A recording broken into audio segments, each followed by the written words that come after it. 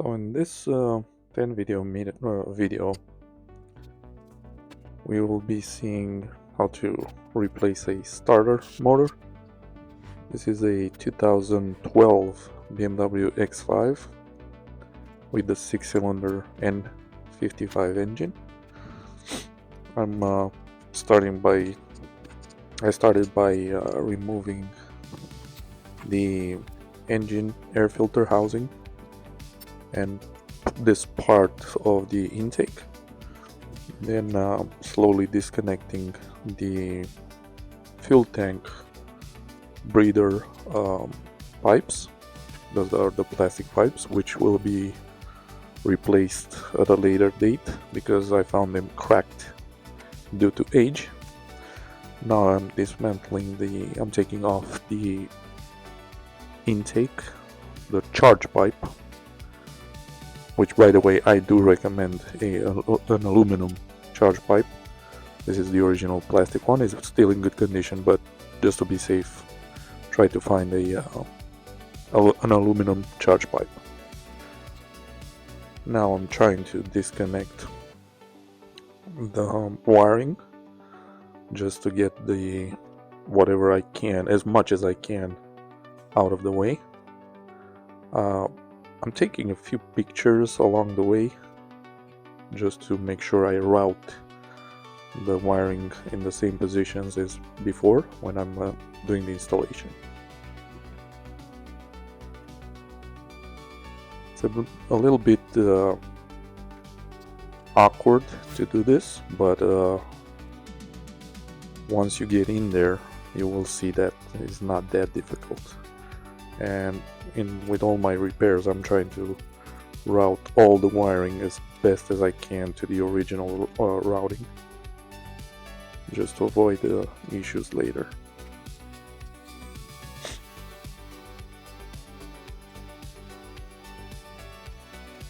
Now I just disconnect all the bolts and nuts on the intake manifold. A magnetic pickup tool might help, but I usually just use my fingers to grab the nuts and the bolts. There are actually, I think, 2 bolts, and the rest of them are just M6 nuts. Removing the intake manifold is pretty straightforward after you disconnected all the wiring and you see here the fuel tank breather valve. Now those are some nasty valves, intake valves. This tells me, and I know the owner he's a friend of mine, but he is driving really slow, really slow. He's not pushing this car at all. Here are some toilet paper, aka mechanic napkins, put in the intake. A few more pictures just to see again all the wiring and stuff for later. Now I'm disconnecting the starter positive cable. Of course the battery is already disconnected. Now there's another vacuum pipe, a plastic one. Now what I like to do is just take the socket and give it a few small hammer bumps just to, dislodge a little bit the 2 bolts that are holding the starter. Now you'll see that where the red arrow is, and that's kind of in the way of the bolt, and this is what I'm using. So if you want to replace the starter, this ratchet I bought from Amazon, I'll link it down below. It's a flexible handle ratchet. It's perfect for this repair. You need an E12 socket. Now the starter is out. I'm doing a little bit of cleaning with brake cleaner. Replace at least the bolt that goes in the back, which is the longer one, because you don't want that bolt head to be damaged when you're reinstalling it. The manual says replace both bolts. This is the ratchet that I was talking about. Very helpful indeed. Again, and this is a cheap one. it does the job perfectly. It's perfect. So I'm using an extension, an E12.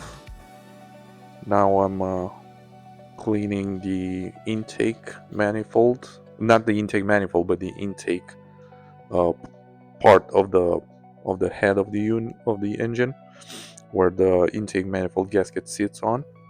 I'm just using a fiber cloth with some brake cleaner. It wasn't that dirty, so that's fine. You can see how clean it turned out. Pretty okay with that.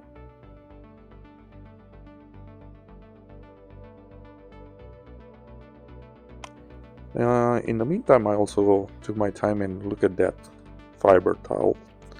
I cleaned the intake, the throttle body. Actually, it was filthy. Do clean the throttle body while you're in there, because it's easy. I just sprayed some brake cleaner on the rag and just cleaned it. Do not spray brake cleaner on the throttle body. Now I'm using my finger to hold the nut in the socket and just put all the nuts of the intake manifold and then the two bolts. Tighten them up from the center to the edges, towards the edges. Just finger tight. I mean, not finger tight, but just by hand. I didn't have the torque wrench with me. Now I'm rerouting all the cables for the DME back. The DME plugs, the connectors, I started from the ones closer to the firewall and make my way up towards the front of the car. At least for me, this is the easiest way. Make sure everything's back in place, all the clips that are holding the harnesses. At some point I did take a quick look at the pictures that I took earlier.